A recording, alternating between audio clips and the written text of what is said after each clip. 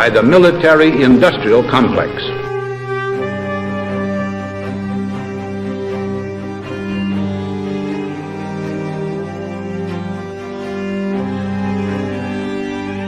It could be seen to move violently forward, violently forward, violently forward. I'm just a patsy. I've been there. I have a dream.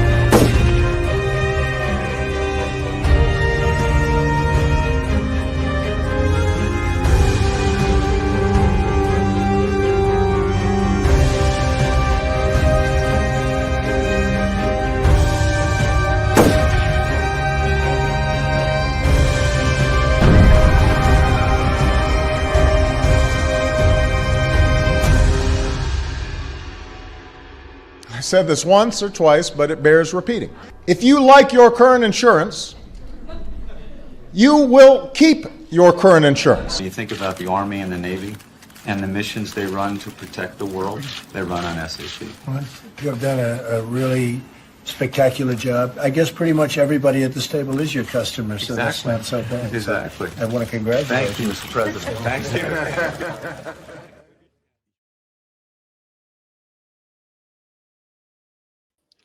And we're back. George, can you hear me? I can. You look great and you sound great. Well, gee whiz, thanks. I've got my fingers on my little Zoom P4 mixer, so I can adjust things as needed. Now, what do you got? Is that a McDuff cup that you've got going on there? It's a, I don't know if you can see it, but it's a IB Hale coaching snipers. We had in the Kennedy story, we had IB Hale coaching his son, Robert Allen Hale, and their cult leaders in fundamental LDS. This story, we have the uncle who runs the covert training program, Mikey. Mikey runs the training program and that's how this shooter got into the covert Ukraine shooting program. Well, I want to talk about all of that, but okay. I want to talk about the article that you and I wrote first. Yes, let's do that. I'm sorry. I just had to put a plug in. No. And we'll get there. And I'm sure that we'll tease the audience. Right. Okay. We'll talk. I wanted to just say it's coming. The Lee Harvey Robinson stuff's coming. Okay. Because I have a lot to say about that also. Yeah, great. You know, but to me, it's all it's all in the metadata at this point. And Peter, your article states it's not your article, it's our article. Okay, our article. Thank you for giving me a credit where it's not due. But anyway, no, George, I would have never thought of half of the things that I wrote down if you hadn't mentioned them. I think that my value to this audience is that I catch things that you say, and then I put them in a framework so that they can kind of understand what's going on. Yeah, and I think you do a fantastic job in this piece of just explaining mass formation psychosis, Hegelian dialectic, problem, crisis, solution, however you want to say it, and the reframing and the stories that the elites and the people in power tell to get you believe the things that aren't true. It's a masterpiece. So I'll just let you take it from there. Well, I mean, look, it's part one. And part of the reason that you and I decided that we wanted to do this show today is because I started talking to you about wanting, I think it was the last show or the show before that. And I said, we really should go back because there's so many things that you and I have talked about over the years that, as far as I could tell, I mean, they might have been documented, but they were either documented as a video or they were documented as a book that isn't available anymore, or there's some other kind of mitigating circumstance. And I thought, well, let's just take the one big idea that, out of the whole COVID-19 era that I thought was the most important idea that we were talking about. And here's the reason why I think it's a big idea. I'm not saying that the scenario that we lay out in this article is true, but I think that the exercise of going through the exercise of going through this and then looking at the world with that set of glasses on is a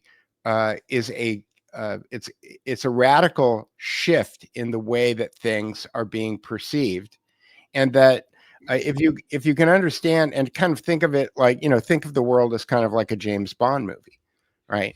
And that there really is a Goldfinger, and there really is a Blofeld, and these people really do exist. And by the way, James Bond does actually work for MI6, and many people don't know this. I didn't know this until I read the book, A Man Named Intrepid, the book about William Stevenson, is that the head of MI6 does not report to the Prime Minister of Great Britain.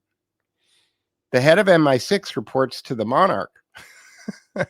And that's a really important kind of data point for people to understand that, the monarchy may not have all of the official power, but if they hold the compromise book on everybody who's in government, I just realized I didn't turn my light on. I'm turning my light on.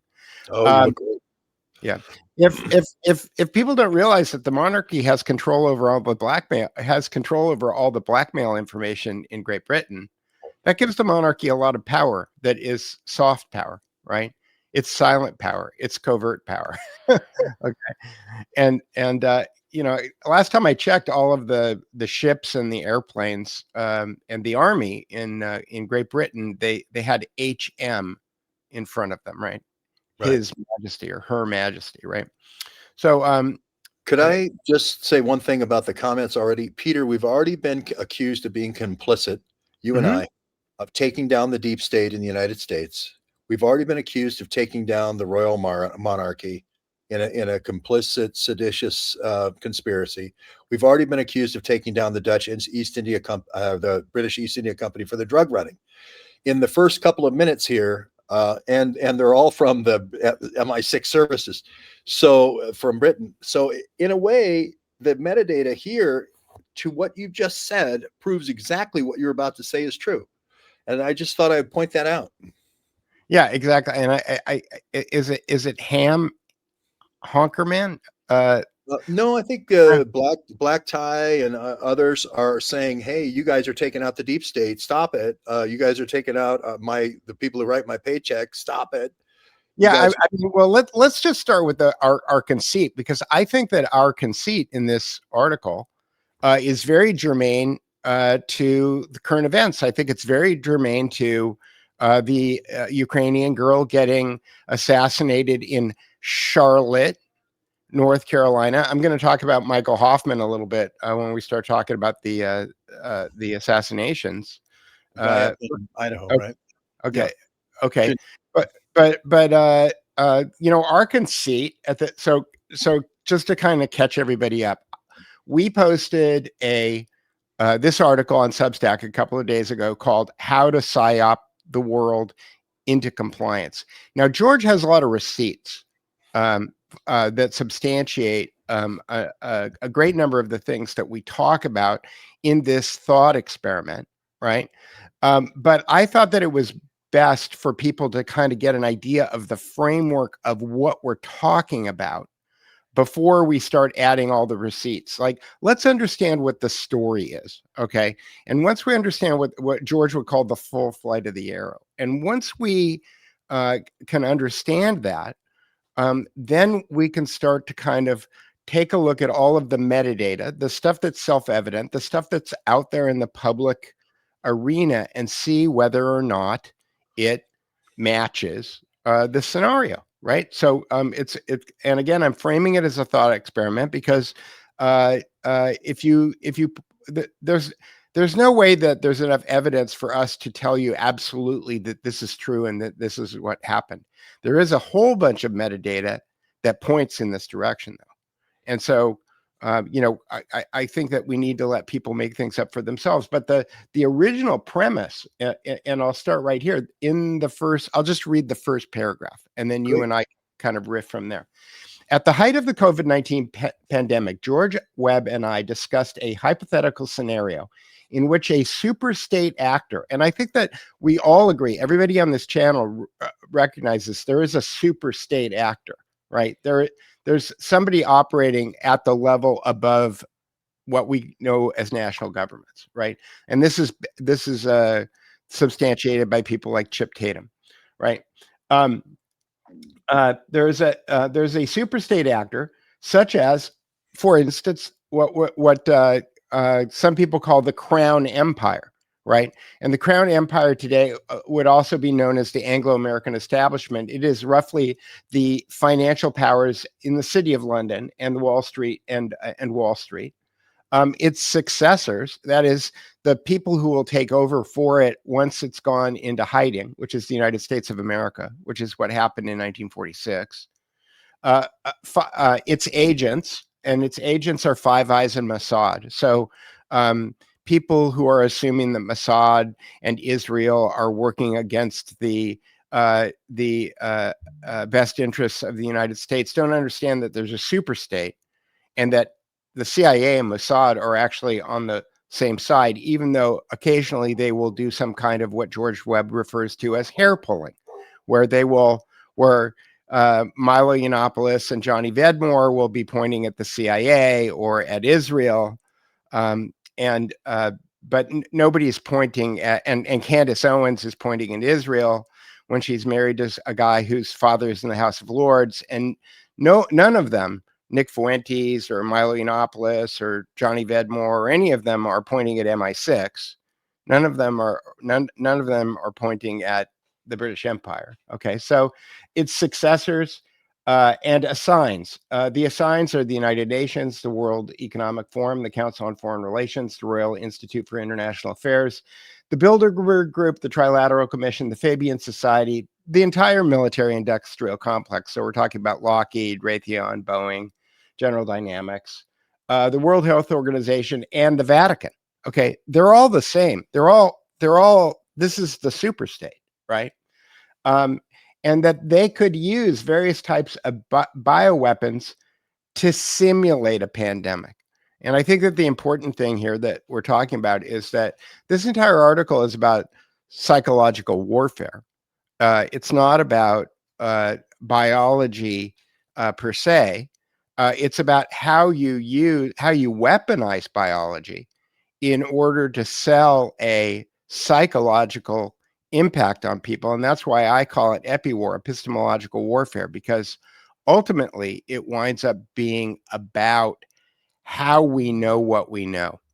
And one of the things I wanted to jump to, George, and throw it to you in this article, because I'm going to skip down a little bit, is that I think it's step 2. So I'm going to, step 1 is battlefield preparation. We talk about predictive programming and creating all of these memes, transmedia memes that take place across all media for the last 100 years, starting with H.G. Wells. But I'll skip that part. I want to skip to because I think that this is germane to what you're dealing with right now, and that's the setup for the epistemological fallback positions. One of the most important components of epi-war is pre-planned fallback positions. These narrative variations are parallel constructions designed to come up with alternative explanations for the same set of facts. These alternate narratives flood the zone with misinformation, disinformation, and malinformation when independent researchers begin to uncover inconvenient evidence, like you have been in the last couple of days. Okay, and the examples for the 2020 event were, there was a zoonotic back virus story, there was a lab leak story, there was a wet market story, there was a Chinese bioweapons story, there was even a monkeys, I don't know if you remember the monkeys escaping from the Trump trucks in Pennsylvania story. Okay, all of these stories just hit boom, boom, boom, boom at the same time. And people who are trying to figure out what's going on are it's the cat and the laser pointer. And so we can talk about Charlie Kirk and the Ukrainian girl for a minute here. Again, what I don't want to lose track of today is that you had a bunch of receipts that went with this article. And so I'd like to talk about those receipts. But if you want to talk about, because we're in the moment right now, I think that we are in this phase 2 of the Charlie Kirk assassination, which is that we're being bombarded with epistemological fallback positions. There's the cigarette butts. There's the shell casings with things written on them. There's the old man who got immediately arrested, right? There's the story that it's a shot from 200 meters. Like, I don't know where all of these, I don't know where all these, those are just the ones that I know of, and I'm not paying any attention to what's going on. And then there's the heartfelt, but slightly odd, I would just characterize it, odd statement by Erica Kirk yesterday, which I don't know if you got a chance to watch that. But anyway, I'm going to throw it to you now. Well, I would be interested in the Erica Kirk. First, you wrote mainly about using a nanotechnology to create the look and feel of a pandemic in order to lock a society down and in order to get people to dossier themselves, whether they believe in viruses or not, and that sort of is a control mechanism. Right. And that's the thing here. And somebody said, do I still believe the virus started at the World Military Games? Not just me, the whole world now knows that's the truth, right? So it's not just me, it's the United States Senate and everybody else investigating it. I say it actually, the lab leaking live exercise actually happened on September the 11th, move it back a month. But that no virus story is another epistemological fallback position, right? That adds confusion into the equation, right? Yeah, because whether or not there is a virus, what you're saying is the effect of putting in a whole bunch of things for social distancing. You can't meet together as patriots more than 3. You can't use public areas. Nobody can be seen having fun. Everybody has to shelter in place at home. These are all things that you would do during a military occupation, right? You have to take the virus as sort of almost a loyalty test. Right. This is all the sort of things that you would do, have loyalty oaths and so forth if you're taking over a country. So whether, like you say, whether or not the technology, put that aside, it's a social control mechanism. Right. And people are saying, and the MI6 folks in the audience saying, you're going after our cash cow here. You're going after our drug running. You're going after our deep state. Stop it, you guys. We're not going to stop. We're going to keep going. So, Peter, I'll throw it back to you. I didn't see Charlie Kirk's wife's statement other than we're going to get the assassins. I heard the plural, right? I heard that we're going to get again. Here's my thought on this again, and I'm heartbroken by what happened to Charlie Kirk. Okay, I'm heartbroken by what his kids are going to have to deal with. I didn't agree with Charlie Kirk on a lot of stuff. I met him once at a Candace Owens event, and we stood in a stairwell together, and just him and me for 15 minutes and watched Candace Owens do her thing. But the statement that she made yesterday, it was brave and it was tough, and it made me think she's taken over Turning Point USA. And she's taking over $100 million a year endowed operation, and she's going to keep that thing going. And I couldn't help but think about Lorene Jobs.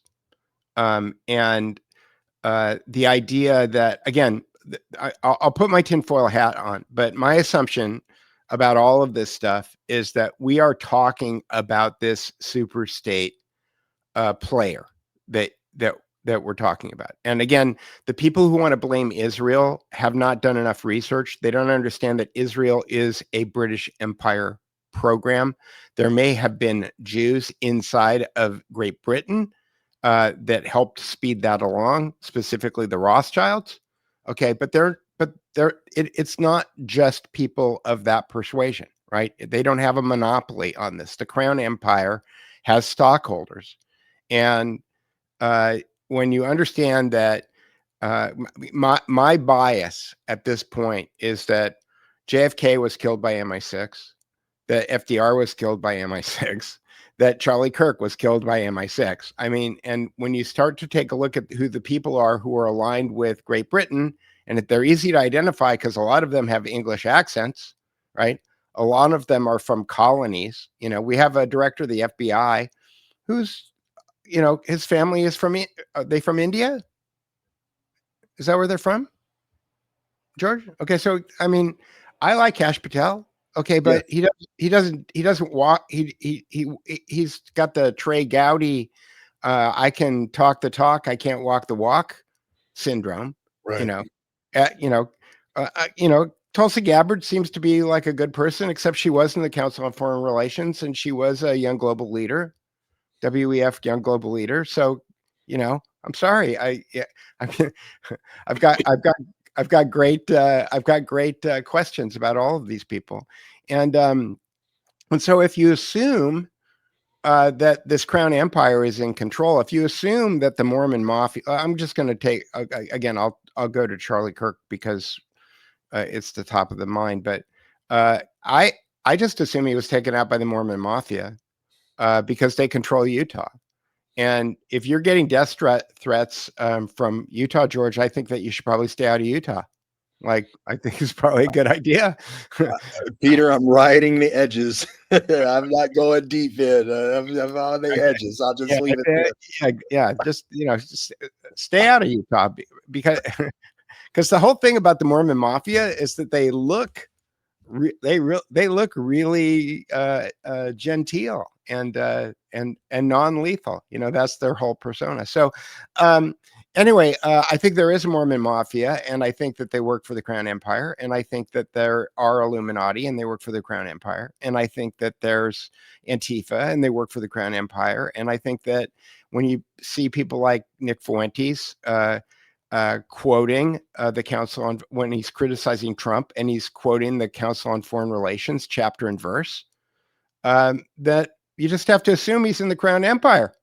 Okay, it's like, so if people have watched my rendering of Lyndon LaRouche's Palmerston Zoo series, then you understand that the Crown Empire operates by putting together these groups that Webster Tarpley refers to as stooges, right? Who wind up powering this dialectic that has been keeping this divide and conquer thing going for hundreds of years now. So, until we come to a conclusion or a realization that we're up against this superstate actor, which is where you and I started the article, then all bets are off, because if you go below that level, you're going to find yourself in one way or another in a dialectic, whether or not it's a communist capitalist or a Republican Democrat or a conservative liberal or a woke versus right woke versus left woke. It doesn't matter, right? Because people are being fooled into hating each other. So I'll just throw it back to you. I think we're talking about, this is the whole, can you hear me? I don't hear you, but maybe other people hear you. So I'll check my audio. I think they can hear me because I can hear you, Peter. And it's changed. My audio has changed. All right. I'm going to dip out and dip back in again because it's okay. I believe that this has got to be some kind of an attack on us. So I'm going to leave the studio and come back. Okay. Well, I think I'll go full screen, and I'll just say that this is the thing, which is what is really true.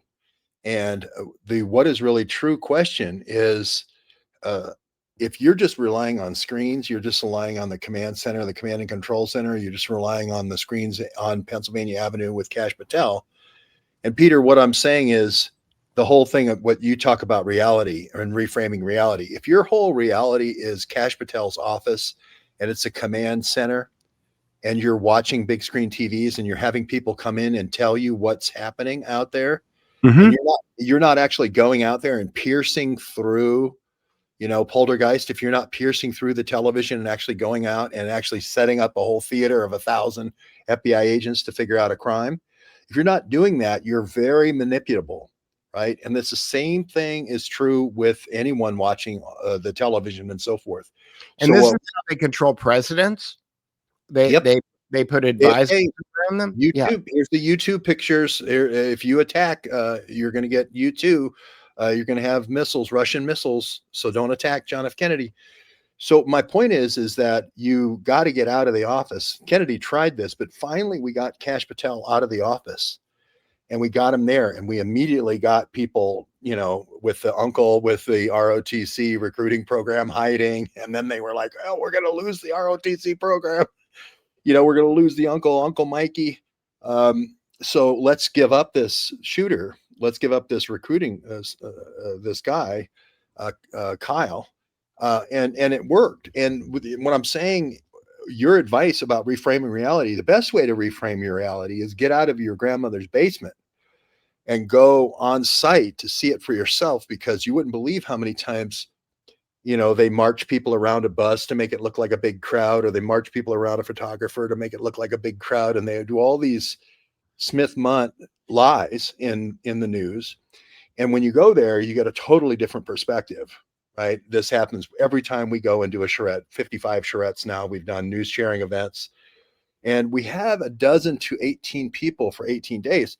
So there's a lot of corroboration and verification and validation of what actually occurred. And that's the way we beat this thing that you're talking about, which is your frame or your reality is just this square. If that's all you rely on, if you don't know that there's 18 people behind it and you haven't met them, like you said, you met Charlie Kirk, then you don't know who to trust. But once you start getting on the other side of the screen and you start going to the Peter Duke barbecues, you know, where Peter Duke's holding court in his backyard with the barbecue thing as his talking stick, you know, and when you sit at one of the barbecues, which we want to set up soon, now that we have the new barbecue set up Around Thanksgiving, right? Yeah, around Thanksgiving, we're going to do another one. Then the whole world changes for you. Hey, Peter Duke's a real person. Wow. He's really, you know, he really is talking about all of his connections. He really is giving his time freely. Is he really this Hollywood guy that's giving his time freely to network, to citizen journalists? Yes. So now this is the setup here for your piece, which is, if you just rely on their storytelling, you're always going to be lied to. You're never going to get the truth. Right. I mean, do you think Donald Trump art directed this piece of art on the White House website? No. This is on the White House website. Yep. Mm-hmm. Okay, this is a screenshot from whitehouse.gov. Okay. I don't think Donald Trump art directed this.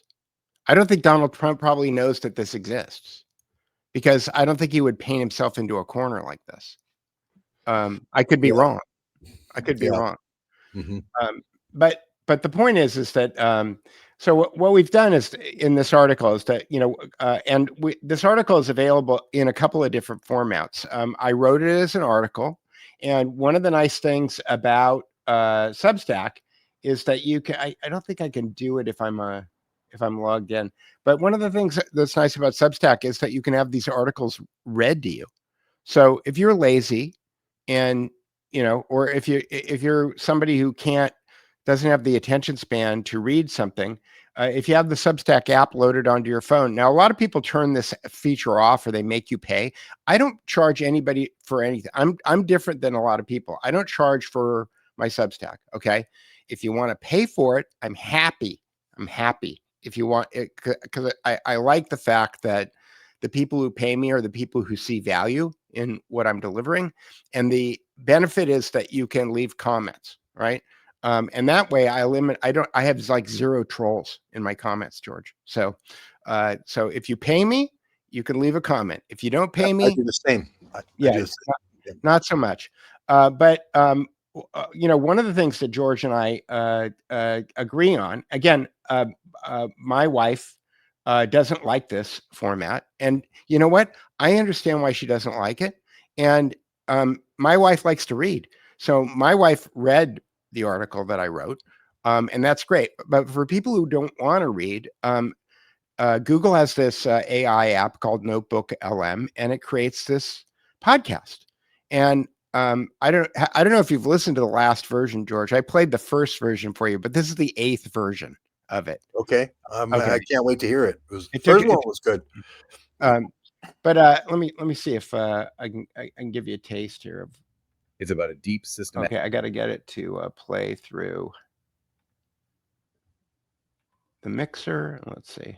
And a conditioning to fundamentally alter humanity's relationship with its own body and with authority. And here's where it gets really insightful, I think, because the authors highlight a central, almost cynical irony in how this compliance would supposedly be achieved. They refer to it as the classic carrot and stick tactic, right? That twisted into a very manipulative dynamic. Can you describe this ironic carrot and stick dynamic that they meticulously detail? What makes it so potent in their hypothetical? Yeah, the irony Duke and Webb pinpoint is indeed profound, and it speaks to a deep psychological manipulation as they see it. In this hypothetical scenario, the carrot, right, the promised reward for compliance, is nothing less than protection against death. However, the stick, the existential threat that makes this protection seem so desirable, is presented as originating from the very same people who are threatening to kill all of us, or so the authors allege. This establishes a deeply insidious and, well, self-reinforcing dynamic. From the author's perspective, the superstate actor allegedly creates the pervasive existential threat, the simulated pandemic, and then immediately offers the solution, the injections, thereby positioning themselves as the indispensable saviors from a danger they themselves supposedly orchestrated. So anyway, all you have to do is listen. If you want, and I've posted this on Substack, on YouTube, on Twitter, on SoundCloud. I haven't done Rumble yet. But it will be there on Rumble, and you'll be able to, like I said, you can listen to this. And for people who don't want to read, it's I think it's what does it say? It's 30. I think it's how long is it? It's 42 minutes. Peter, what I found, and again, this is the 55 charrettes, news gathering events, 12 people, 12 days or more for each. What I found is people are running, they're exercising on a bike when they're listening, or they're walking the dog, or they're doing gardening, or I had one guy who's a welder. He goes, "Oh, I just put you guys on, and I'm welding. I'm at work, I'm welding because it's, I'm able to concentrate while doing something with my hands that's different." Or people working on cars or whatever that just don't have the time, to read. So I agree. It's not a substitute for reading, but if you don't have time, it's certainly a substitute for time. It gives you time back in your day where you can keep up. And it's the part I love about this is how you take 5 or 6 or 7 or 8 different pandemic things in history, not just in the latest one, but you go all the way back to 1905, I think, for one of them. And you go back through the history also in fictional works where you talk about War of the Worlds and these other fictional works where the same objective is to try to get the population under fear. And that's where I think the big insight comes because when you can put all those things together and string them all together in your mind, you go, hey, wait a minute, this is the plan. And when you, it is the plan. And when you realize that it started in 1898 with War of the Worlds, you understand the scope, the full flight of the arrow, as George would say. Okay. And by the way, in 1898, the United States was not a superpower. Okay. And it wasn't until December 23rd, 1913, that the British oligarchy, let's just call them the Crown Empire, reclaimed control over the United States of America through their agents, J.P. Morgan, okay, John D. Rockefeller, Andrew Carnegie. Okay, these guys were working for the Crown Empire. Okay, and they handed the United States back to the Crown Empire. So there haven't been once. And again, this is part of the reason that taking a look at all of it's called transmedia, where you're not just looking at the news. You're not just looking at current events. You're looking at movies, you're looking at books, you're looking at fiction, you're looking at nonfiction, okay? Because this is what F. William Engdahl and the Pentagon refer to as full spectrum dominance, right? You're attacking people's knowledge base, which is what epistemological warfare is, across all spectrums, okay? And like I said, we're in the phase 2 part of the Charlie Kirk story right now, which is the epistemological fallback positions. So you're going to get bombarded with alternate hypotheses. My my bias, my jaded, one-sided, biased opinion is that if you assume British Empire or Crown, let's call it Crown Empire, because it's all the monarchies. They're all spread out across Europe, but the British are mostly in control. But there's German monarchies and Austrian monarchies. There's other monarchies. The Habsburgs have taken it on the chin. Maybe that's why they don't have one. But making a joke there. Anyway, I laughed.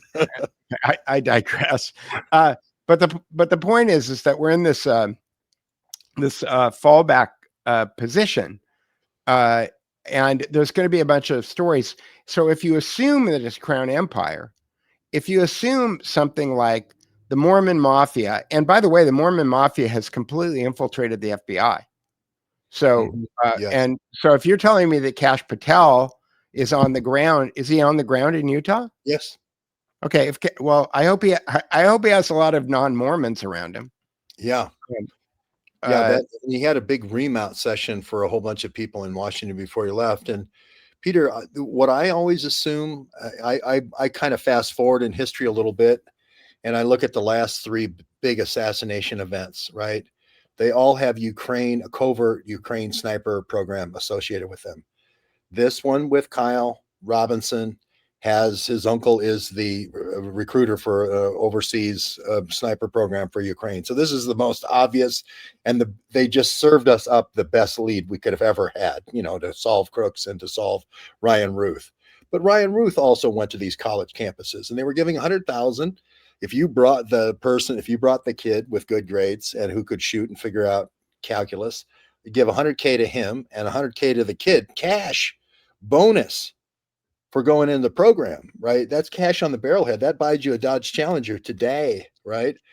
Well, and it's funny that you mentioned Dodge Challenger. Okay.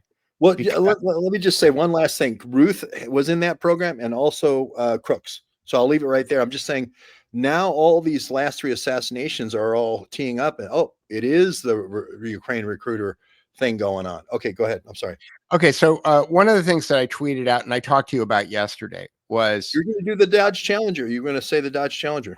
I am going to talk about the Dodge Challenger. I'm teeing up the Dodge Challenger. Okay, so Michael Hoffman, who wrote a book called I'll bring it up. I can't talk and bring it up at the same time. Secret Societies and Psychological Warfare. I've read the book a dozen times, okay, because it's a book that is so dense and has so many ideas in every sentence that it just kind of makes your head spin. Like you'll read a couple of paragraphs and you have to put the book down and take a walk, right? Because your mind explodes. And I worked for Virgin, who I believe Virgin was named for Queen Elizabeth I, who signed the charter with the British East India Company, which is the reason that Virgin is the brand that it is. Okay. It's the cultural division of the current version of the Crown Empire. And because Virgin is a company all the companies are privately held. Nobody knows whether or not Virgin makes money or loses money. Richard Branson is a cutout billionaire. Okay. And, but two things. Charlotte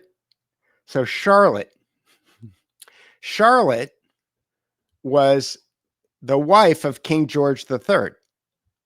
So doing events, why am I talking about Charlotte? Because the Dodge Challenger was also in Charlottesville.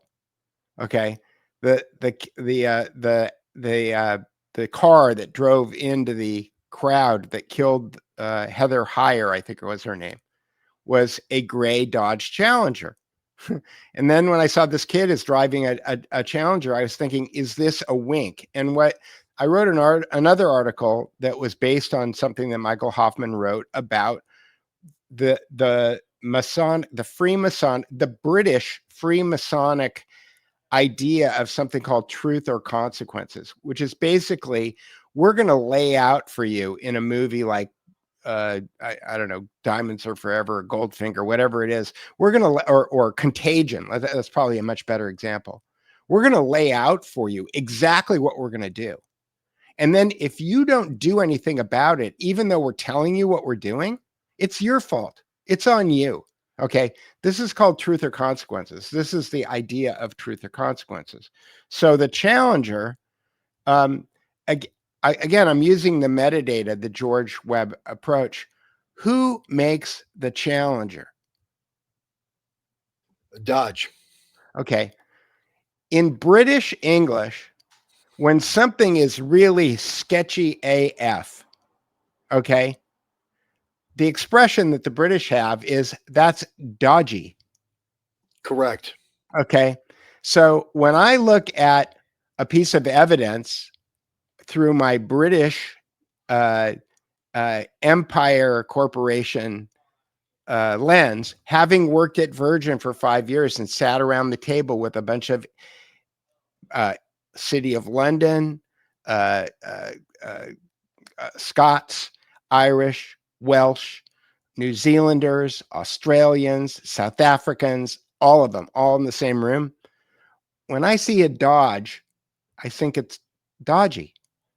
I'm thinking, oh, somebody is giving you a dodgy piece of evidence here. Okay. And not only and it's truth or consequences, it's a wink, right? It's as George would say. Anyway, that's my Dodge Challenger. Well, when I go back to the Dodge brothers, who were kind of the early financiers, Ford bought into Dodge. I think it was up in Flint, and I can't remember exactly all my. I'm just talking about the name. No, I understand. I'm going in your direction here, which is there's outside influencers that have the financial controls that can even take somebody as independent as Henry Ford.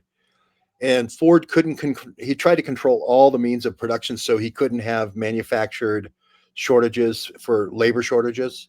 Right. So that's the only reason Henry Ford wanted to own all the means of production, so that he couldn't have labor strikes.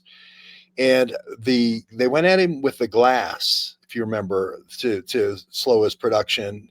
And then there was one other thing that they went after him but he was trying to control everything.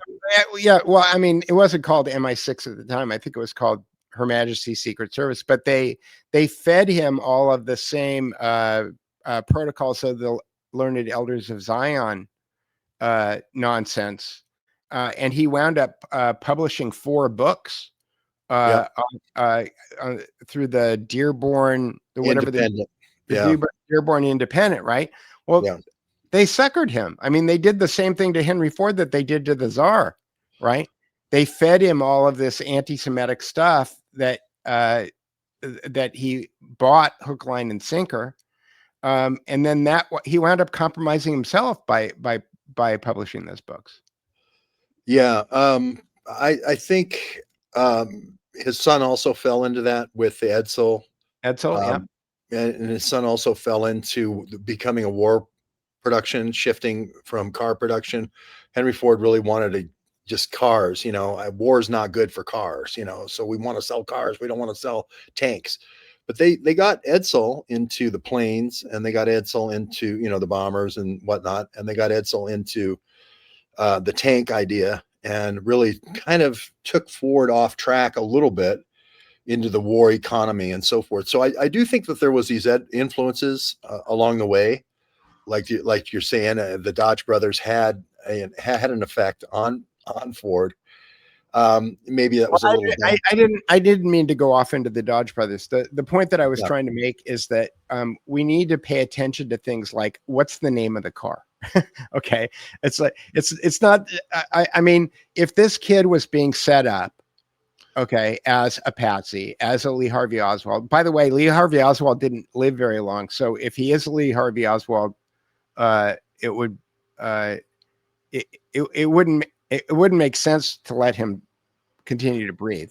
And I want to make clear, I don't think this is a Lee Harvey Oswald situation, because you had David Ferrie as the coach, right? And Lee Harvey Oswald is the CIA, right?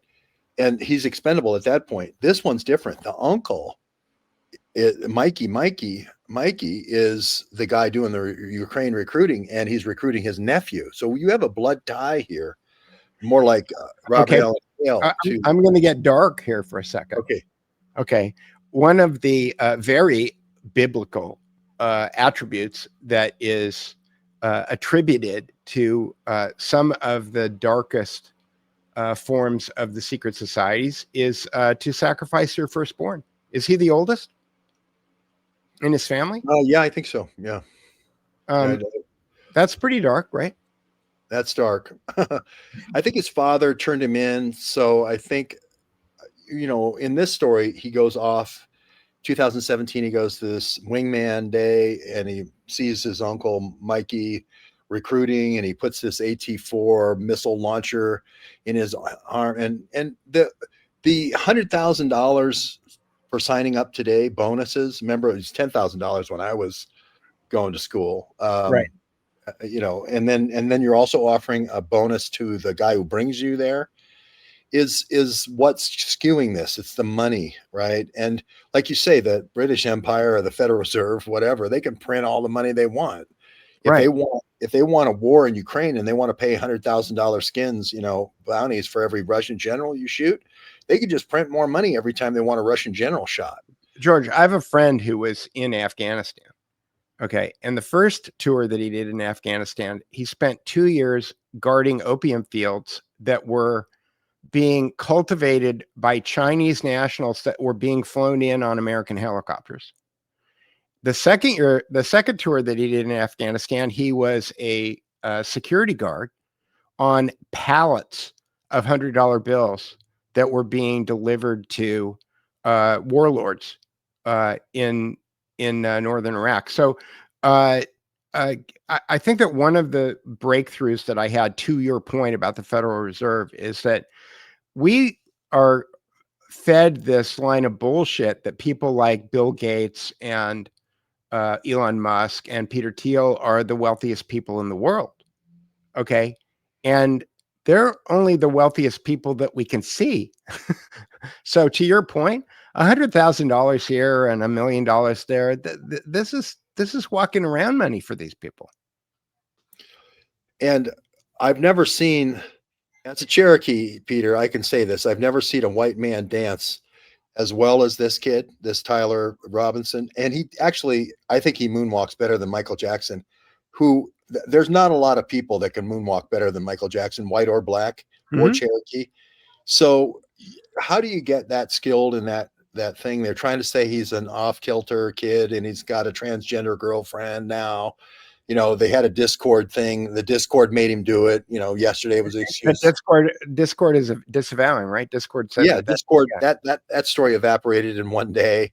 And I just there was another kid too that was on TikTok who claimed that he went to high school with him and pointed to a picture of him and claimed that he was a Reddit kid, and that his warning to the world was that kids shouldn't spend so much time on the internet, that the vector was the internet. Like the internet turned him into, look, if he is the sniper, being able to hit that shot from 200 yards, that's, to your point that you were making on your live stream this morning. It's like the one thing that you learn very quickly, if you actually are serious about wanting to be a sniper, there's a lot of math in being a sniper. Like it's mostly math. The technique, anybody can get the technique. What anybody can't get is the math and being able to calculate, windage and the spin of the earth and, all of the other things that go into calculating a sniper shot like that. Well, I totally agree. The math is a big part of this. You got to know cosine, and all that, cosines and so forth, with the curvature of the earth and the windage and all these things that get into calculus. And this kid was an advanced AP calculus. But in order to be that exceptional, 99% on his HCT, I published his ACTs and in AP calculus, and dance better than Michael Jackson, right? And he's dancing the robot. If you see it, you have to then tell me. But he dances better than Michael Jackson. He does the robot way better than Michael Jackson. And I think he's almost making fun of, hey, we're all supposed to be MK Ultra Manchurian candidates, right? We're all supposed to be robots. So he's actually making fun of the common belief of these shooters are all MK Ultra robots. No, actually they get quite a few dates from how well they dance the robot.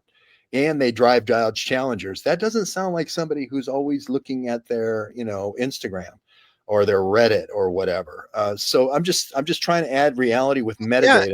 and you would think that somebody who's excited about buying a Dodge Challenger wouldn't want to spend the rest of his life in jail.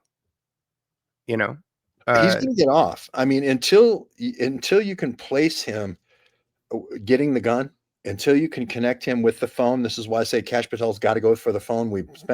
I spent 5 years going to Kash Patel's office telling him it's the phones that make the difference. You got right. And I wrote an article about geofencing. Like, there's ways to geofence. Geofencing is also another thing. And I think Kash Patel loses his bearings sometimes when you got to go in there and take charge. You got to say it's Mississippi burning. We're going to take this whole LOSI center. We're going to have 1,000 wingtips fly in here, and we're not leaving until we come up with all the answers. And give me the phone, and we're going to publish the phone. At least he did this. He published pictures, right? Which the FBI guys were telling him not to do, right? And that's going to expose the program. Now they're saying, hey, you're going to blow up the classified program here, which is recruiting of the Ukraine snipers. So that's why he's backed off on the gun caching in the woods, right? But I say, no, go ahead and publish that. Go ahead and blow up the program. Who cares, right? This is this generation's Kennedy assassination. This Charlie Kirk. The only thing that would have trumped this is Trump getting killed in Butler, right? So you should treat this. Trump's just never going to get. You and I can disagree, but I don't think Trump. Well, I'm just saying I don't think Trump was ever going to die in Butler. In terms of a psychological mass formation impact, right? Most of the kids in this generation, they've seen the Zapruder film, but it's never been somebody they knew, right? A lot of these kids now have met Charlie Kirk. They were 5 feet away from him at a, debate. And now Charlie Kirk is dead. Right. So now they're like having to deal with the reality of knowing somebody who's been publicly executed, and they're going to be looking for answers. And there's going to be this transgender person they were going to bring out as the girlfriend. All kinds of things are going to happen, but you got to go with the metadata. The uncle's the covert sniper recruiter for Ukraine. Okay. I want to play this Michael Savage thing here for a second. Cause I thought this was, again, I thought it was very germane, and he obviously has some, domain experience here. Something's wrong. I know I shouldn't do this. I'm risking an awful lot to go up against this FBI, the MAGA FBI. Something's very wrong with what I just heard.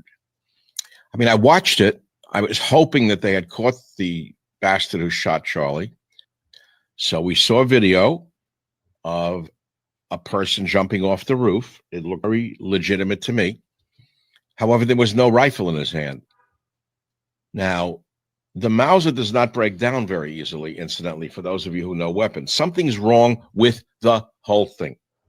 They're trying to claim he removed the barrel from the Mauser and fit the receiver and stock in his backpack and barrel in his pants leg all in 2 seconds. It is not easy to remove a Mauser barrel or index it after reinstalling and remain accurate. We are not hearing or seeing reality. And by the way, the photo of the rifle allegedly left in the woods has the barrel installed. So we're supposed to believe a guy is on the run after killing Charlie Kirk, and he pauses in the woods to reinstall a barrel, and then he leaves it for us to find, the FBI to find. I don't believe a word of it. I shouldn't do this. I know I'm putting myself at risk, but I can't take it anymore. I can't take the bullshit from this fucking government. It's lying to us. Something's wrong. Something's so wrong. It's sickening. Look at this idiot. They found the rifle and they're getting the prints. Are you stupid? Are you that stupid? Are you that dumb? The man jumps off the roof. There's no rifle there. Oh, it's in his backpack. I just told you, moron, that this rifle doesn't break down that easily. And then it's supposed to be reassembled while he's on the run. Wait, I'll stop now and reassemble it and leave it in the woods in a box wrapped in a towel. He left breadcrumbs. Oh, and the trans stuff on the cartridges. Bullshit. Something is wrong with this whole fucking picture.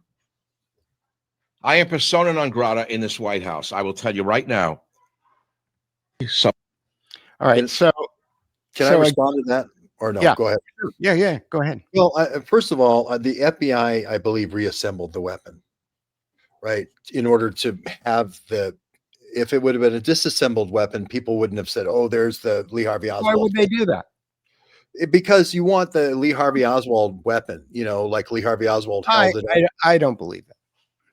Okay. Well, I'm just saying, knowing how the FBI is, when they say, "Oh, we got the guy," and they want to put out all this conclusive proof, they're not going to show it in parts because they're going to go, "Well, how did he put it together?" and all these things. But we'll put that off to the side. In fact, you do see a weapon. That Michael Savage hasn't seen it, but there is a weapon in the thing when he jumps off the thing. So I know how everybody wants to focus on the forensics of the 2 minutes before and after the shooting. And what we always do is focus on the 2 hours before and the 2 hours after, because that's where you get all the metadata. Like, where's the car? Where's the Dodge Challenger? Where's the gun being picked up? How is the coordination for the gun cache? How does that operate? I'm just counting the number of narratives. Okay. Yeah. You have the narratives, you're tracking down the metadata, you're putting boots on the ground, and you're suiting up and showing up and getting to where you need to go in order to put together the story that you're putting together. And then there's 50 other stories, right?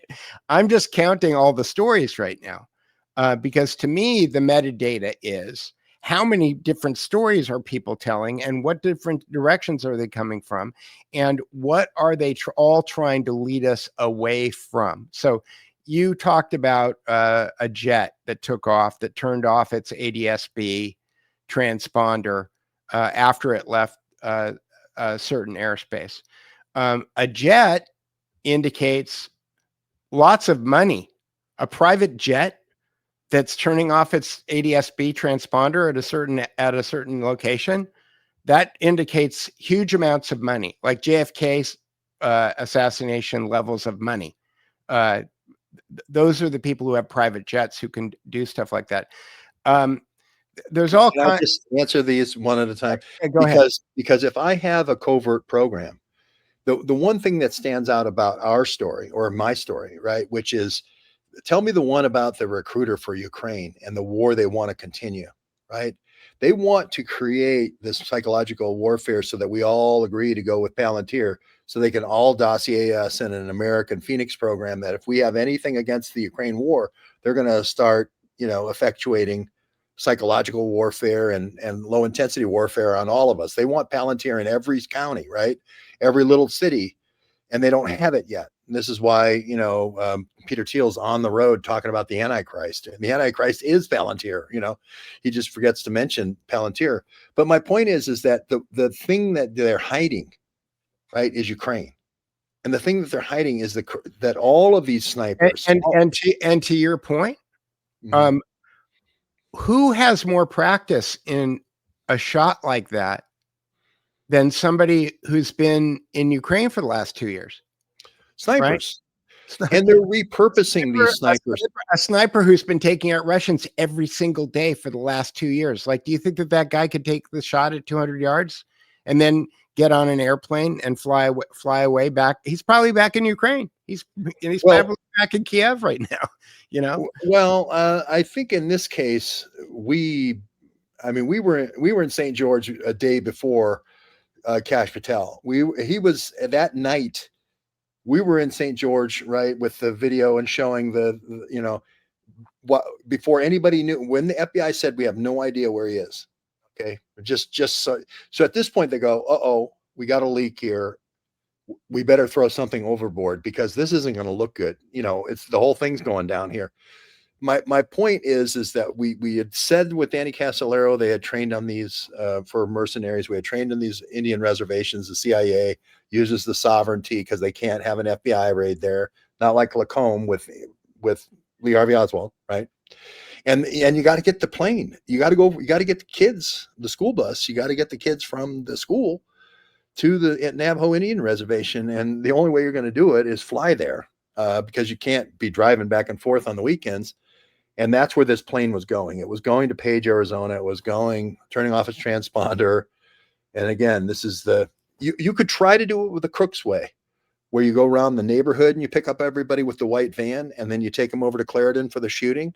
But that also leaves traces with the pings. And where do you fire the rocket? Where do you fire the AT-4 in Pittsburgh, right? You kind of have to go out to the Navajo Indian Reservation at some point.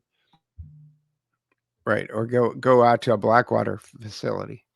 Yeah, I went to the Blackwater facility in North Carolina on the border there. And, I went maybe too far and maybe I trespassed. But that's the other thing. That's where cops and military people in the United States goes, to that one on the North Carolina border.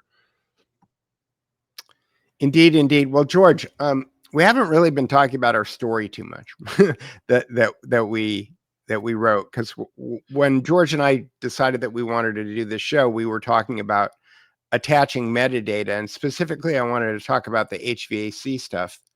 Okay. Today. I don't know if you still want to talk about that or not, but well, I think what you're I think we can come back for round 2 on this, because we're into it in an hour. But we've introduced folks to the article and they can read it. But if you're trying to convince everybody there is a war of the worlds, right? And you're trying to convince everybody there's some pathogen that's unknown, like the world of the world's blood, and it's killing everybody. So we need to do all these emergency things that we've never done before. Okay. That's the general premise of War of the Worlds. And the general premise of how do you effectuate that is Shuang Wu with her patents of saying, here's the filter you put in and the nanoparticles go out and people get infected, and the PCR comes back and confirms what we said about the pandemic. That's the idea here. That's the basic gist of the whole article. And so remdesivir, we need remdesivir, we need mRNA, we need whatever, it allows the people in control to control the narrative and get out of the pandemic what they want. Yeah. So let me just read this part of the article. And I'm sorry we're jumping around here, folks, but it's what George and I do. I think this is fine. Yeah, it's fine. It's like being in one of our charrettes, where basically somebody grabs the talking stick and then they run the conversation runs in a different direction. All right. Step 4, tactical mortality, the sword. Viruses and other live biological payloads require tremendous maintenance and delivery infrastructure. Time, temperature, and other considerations require specialized equipment and trained personnel to manage its deployment. It's funny because when George and I did this, the AI picked up on it and said, yes, you don't need cold chain. And I did the term cold chain is not in this article. So the AI figured that out all by itself. There is a biological technology for propagating disease that does not require the same diligence and infrastructure cost, called a virus-like particle, whereby infection can be delivered tactically without the requirement for processes like cold storage.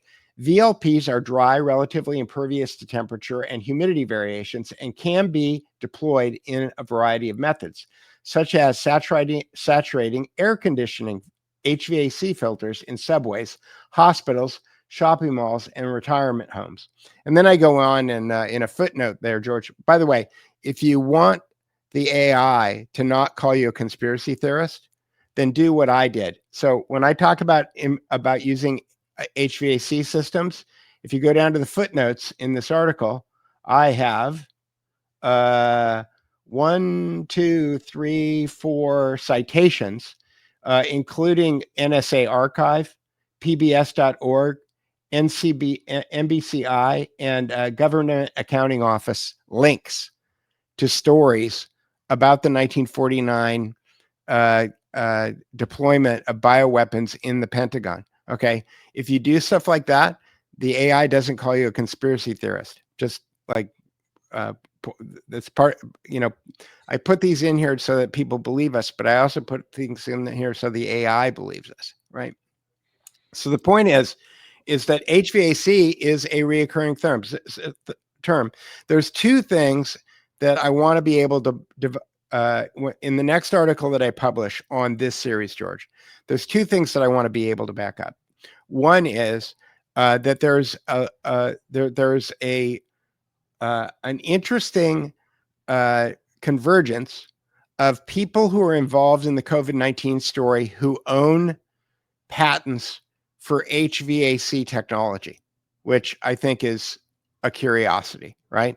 And just so that everybody has the context of why I think it's curious, if you're a biomedical doctor, or you're a lab scientist, or you have something to do with microscopes and viruses, and you also happen to have a patent for air conditioning equipment, that's a red flag to me. That's like, is it Hedy Lamarr? Hedy Lamarr was a Hollywood movie actress who also has a patent for a technology that wound up being used in cell phone encryption. Is that correct? Spread spectrum. Yeah. Spread spectrum. And you're talking about Shuang Wu, the boss of Jordan Walker, has all these air conditioning patents for your air conditioning. Right. Yeah. So Shuang Wu, who's on George's perfect org chart that James O'Keefe talked about, and then immediately stopped working at Project Veritas, Shuang Wu has HVAC patents. That's that's an odd convergence, right? And then the second thing that I wanted to get the receipts on was the nanoferritin binding to a virus-like particle, because that is a fairly insidious idea. Because what it means is that if you assume that people with a virus who are infected are getting on airplanes, which is an enclosed tube where you're breathing the same air as a bunch of other people for a number of hours, then when people get off of the airplane and they're sick, then the assumption is going to be that those people got sick on the airplane. However, if they were previously dosed with a virus-like particle that was attached to a nanoferritin, and it requires activation by something like a Leidos scanner, okay, then what would happen is that somebody who presents as being healthy would get scanned, get on the airplane, and then when they got off the airplane, they would be presenting as sick because they would be sick. Which makes people believe that they were getting sick on the airplane, when in fact they got sick because they were dosed someplace else, and the Leidos scanner just activated the virus-like particle that had a nanoferritin attached to it. Do I have that correct? Yeah, and we talked about nanoferritin, we talked about the iron, we talked about ferriheme as used as contrast agents in radiology. We've talked about the heme molecule itself with 4,500 iron atoms. It's an energy absorber, and then it's a energy radiator. So there's a small period of radiation. So if you're with Osama bin Laden and you're running around and they're spreading this nanoferritin, it shows up in your lungs. And so when you go through the Leidos scanner, you have a different lung picture than when you're not going through the Leidos scanner. And that's where fingerprint. Yeah, it's sort of a fingerprint, actually. And this is why they use the nanotechnology. And it was only a matter of time, and we talked about this in 2017 at Defense Threat Reduction Agency. It was only a matter of time before they used this as a form of societal control in the United States. And it came out in terms of a military live exercise in March 2020 in America. So it is what it is. I agree with your thesis here that the VLP is the controlled way to do this. The live virus is the I got it from you. Right, I understand. So that's why I'm agreeing with you, I guess. But it is the way to do a controlled op rather than an uncontrolled where you throw the live virus out there. You can go and have Mario Cuomo, and you can have Trump look at all the dead bodies that come out of the morgue, and you can kill all the people that are on the 7th floor of a particular building. yeah, critical care list, and you could stack bodies up out in the snow because that's what you want Trump to see, so that he gives you authority to do, FDA emergency approval of remdesivir and of mRNA, and to do, Operation Warp Speed. It was the bodies out in Brooklyn where he grew up that convinced him to do that. So these are all psychological operations being done on the president of the United States. We're not just talking about us. We're talking about on the people that run the country.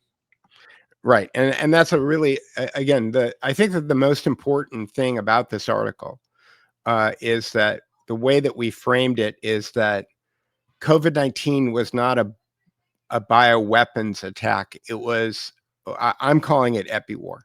I'm calling it epistemological warfare. And psychological warfare is a subset, Michael Flynn. It's kind of like advertising is a subset of marketing, right?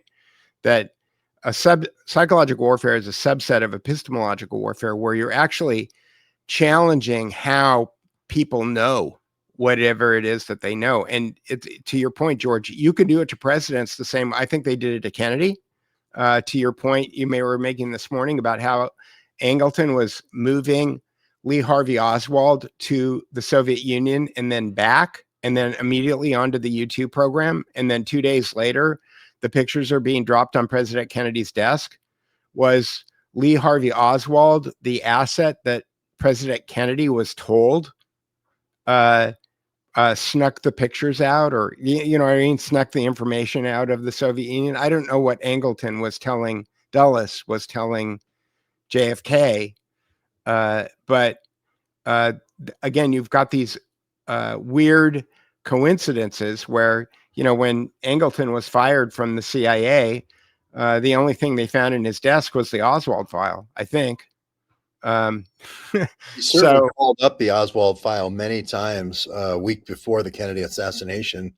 That's now come out. So a lot of these things with Oswald took 50 years. We have to look at the citizen journalism that's happened here just recently with being in St. George the day before the arrest. Kash Patel getting out of his little reality frame in Washington, getting on the ground. A lot of good things have happened here. Him putting out all the pictures. Those things are really going to be harder for them to knit a story once we have those pictures. Instead of Michael Savage savaging the fact that we have the pictures, he should be celebrating the fact we have the pictures, because it really hems in the people doing the storytelling. Well, I don't think that he was savaging the pictures. I think that he was savaging that I think he was savaging. I'm sorry about the pun. The interpretation that was being presented by the FBI of the pictures. And I don't believe for 1 second that somebody from the FBI put that gun back together. I'm sorry. Okay, well, that's fine. I would like to see pictures of how the gun was found. I'd like to see pictures of how the gun was found. Normally what they do is they don't touch anything. They take the picture. Exactly. Yeah, they take pictures. They have little arrows, little plastic arrows pointing to 1, 2, 3, 4. They're little arrows. You got this little call out kit that they have, and they put it all down. I'd like to see that picture for the gun, both for the disposal of the gun and also the gun caching. And that's what Kash has to do. He's gone really great so far. More information is better than none. And with Oswald, we waited 50 years back into the right and all this stuff. Now let's keep going. Let's put it all out there. And I agree with Michael Savage. Let's show me exactly how this all happened. Show me more. Right. And to that point, I mean, I think that one of the things that I've noticed almost about every story that you've covered that's been a big story, George, is that, and the reason I brought this part up from the story that we posted the other day about COVID-19 is that there was the bat virus, then there was the lab leak, then there was the wet market, then there was the Chinese bioweapon. It was the Chinese. They did it to us. Then there's the monkeys escaping from the trunks. And there were dozens of other variations. Like, Mark Kulak and JJ Cooey, they have their whole different take on things, right? It's the number of different takes that is the metadata. That's the information. That's the tell, right? that this is a much bigger operation. And so but to your point about Kash Patel getting out of Washington, D.C. and showing up in Utah, I think that people have to be hands-on, right? If Hesketh or Tulsi Gabbard or whoever it is, J.D. Vance is depending upon the filtering of information through intermediaries, and the intermediaries are all captured, okay, then they might as well be bad guys. They might as well be captured, So we need to keep our eye on the prize, and we need to keep our eye on what's going on, but we need to understand that the battlefield is epistemological and that these vectors will have the effect. You're the one who said, don't look at the laser pointer, right? Right. I agree. And that's why we do the Tourette's dozen people, dozen days, sometimes more. I want to tell everybody I'm not going to say where the new news van is located, but we are going to do another magic bus. You remember the bus further from Tom Wolfe, right? And Ken Kesey and Manson had a bus too, I think called Hollywood Productions. The bus is going to go down the I-5 corridor. We are coming to Los Angeles. It will be going from Portland, Oregon. That's where, because we're going to do the I-5 corridor. It will come to Port Hueneme, to the base there. And we will have Peter Duke cooking with the talking stick, with the barbecue talking stick, somewhere near Port Hueneme. Okay. Yes. And hopefully we'll be able to share the beach with the sea lions. Yeah, we got sea lions to contend with on this, but we're going to have for this charrette, we have a portable nuclear power reactor. We have all kinds of moving equipment. We've got all kinds of guns, deck guns. We've got a whole bunch of free museums. We're also going to take a trip up to, we also have a guy in Lompoc where Vandenberg Air Force Base and all the SpaceX launches.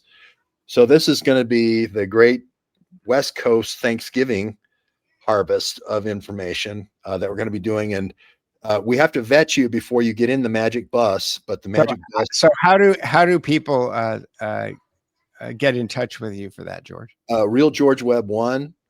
Send me a DM. We'll organize when the magic bus picks you up.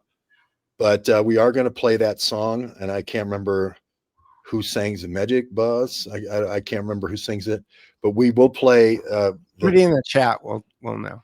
There's 500 songs that we are told that are on the drive. So if you don't like some song, there's going to be another song. So it is going to be further. It's going to be further than further. We think further didn't go far enough, right? We will go by where the original Ken Kesey bus was in the Bay Area near Scott Adams. We'll try to stop. Ken Kesey, who was touring, he was the driver for the Warlocks, who became the Grateful Dead. I think the bazooka bubblegum laced with LSD is all a part of that story. Came from the Central Intelligence Agency. Yeah. This is not going to be a CIA bus, no drugs, no alcohol. So if you're, you could have to get out of the bus if you want to go explore the weeds or whatever.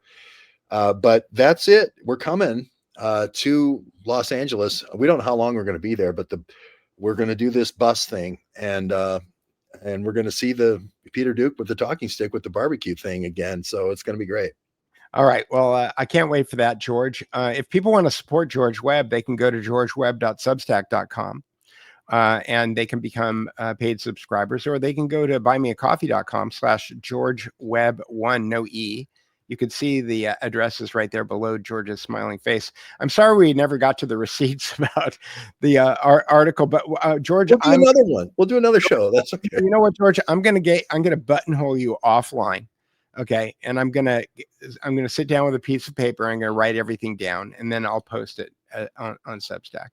If you want to support, I just didn't interrupt. I don't think there's topics of the day that people are very interested in. So we kind of have to talk a little bit about that, mix back and forth.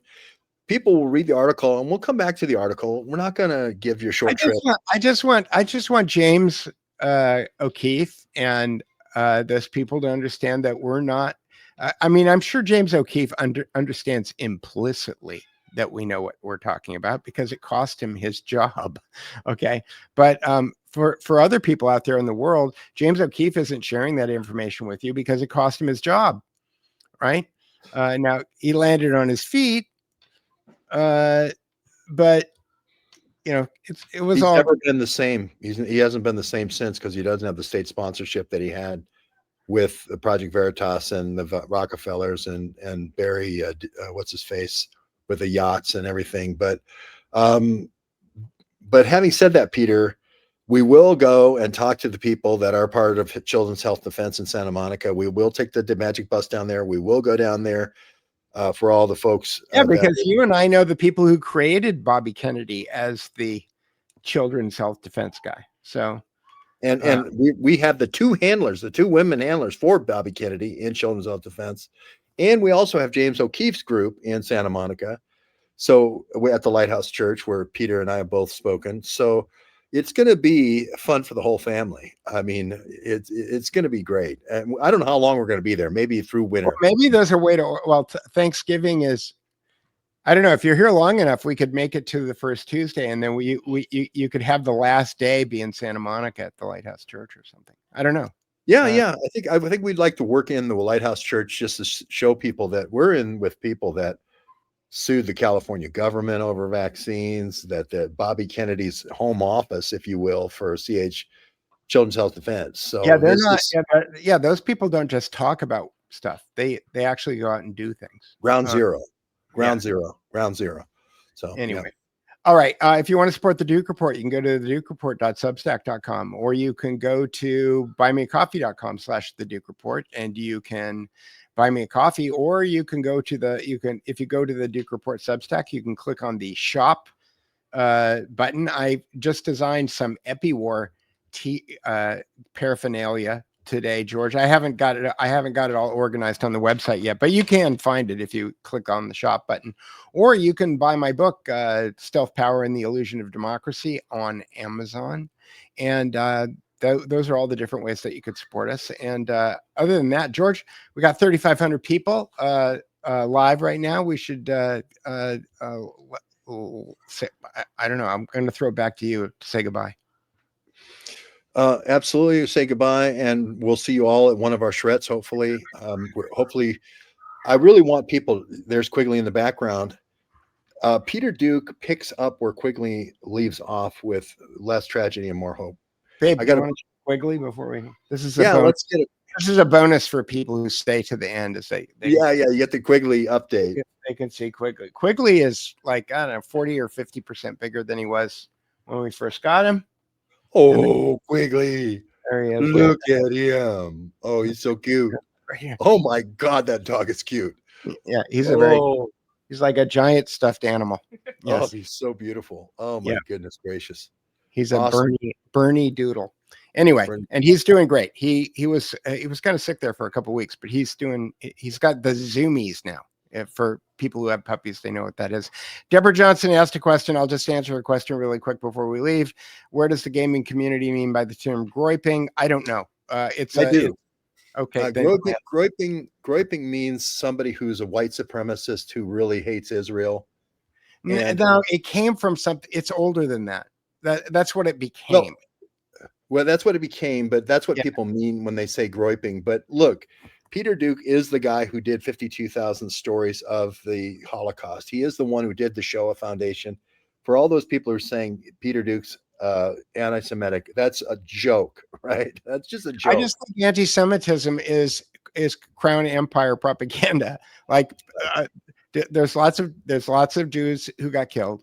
Okay. Okay, well, I'll just leave it there. Anyway, there it is. We will see you again. I don't know when I'll see you again, George, but maybe Tuesday, maybe not. If not, I'll do Tuesday by myself. But with that, for the 3,485 people watching live, see you later, and we'll talk to you again soon. Bye-bye. Thanks, Peter. Bye.